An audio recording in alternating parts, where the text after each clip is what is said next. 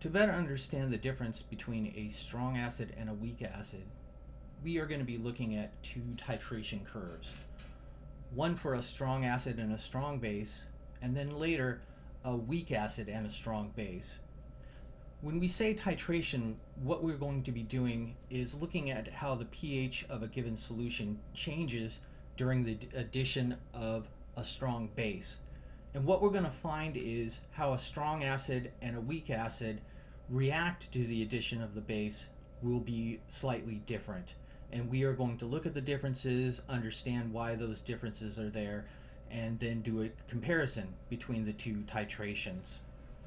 So here we see a typical titration curve for a strong acid, strong base. In this case, our strong acid is HCl and our strong base is going to be NaOH.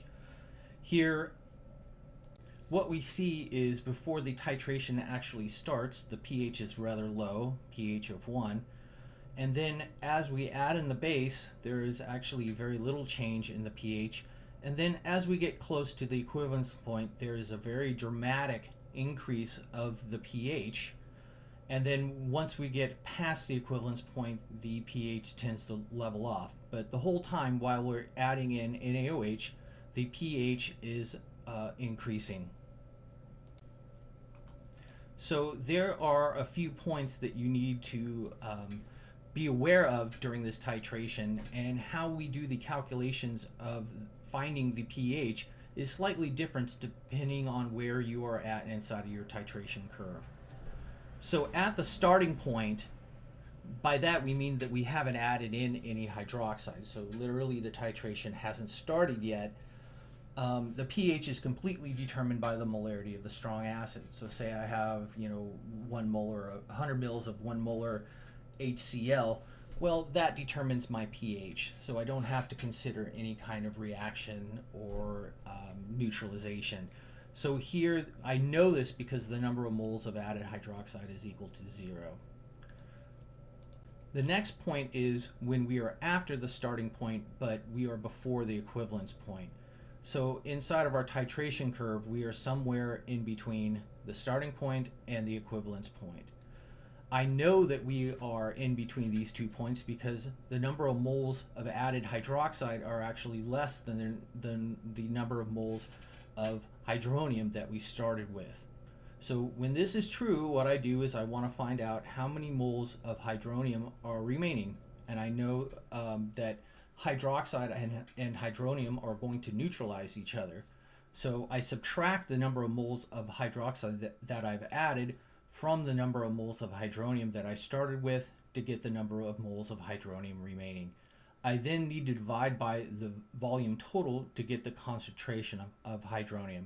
So this is one of the most important things to remember during these titrations, that the volume of the solution is actually increasing. This is one of the major mistakes that people make, is that I'm starting with a certain number of milliliters of acid and then I'm adding a certain number of milliliters of base, and often we need to consider the volume total. And so this is going to be tricky. Sometimes we care about the volume total, sometimes we don't, but in this case we do.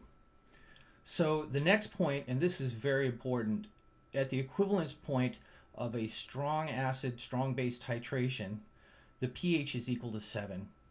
I know I'm at the equivalence point because the number of moles of added hydroxide are equal to the number of moles of hydronium I started with. But the problem is, how do I get to this pH of 7? It actually doesn't make a lot of sense, and so that's something we will talk about when we actually do the calculations of this. But I can't stress this enough. You just need to know that at the equivalence point of a strong acid and strong base titration, the pH is equal to 7. And you're going to see this, that the calculations we use aren't going to make a lot of sense. So it's up to you to remember this. So in our titration curve, our equivalence point is about halfway up this dramatic climb. The next point is after the equivalence point. By that we mean that the number of moles of added hydroxide are greater than the number of moles of hydronium. In this case, it's kind of flipped around, and we understand that hydroxide and hydronium are interacting with each other, but now what we want to find is how much hydronium remains. So I subtract the number of moles of hydroxide from the number of moles of hydronium that we started with, and what's that going to leave is the number of moles of hydroxide that remain. Then I'm going to divide by the total volume, and then this is going to give me the concentration of hydroxide, and from that we're going to find the pH.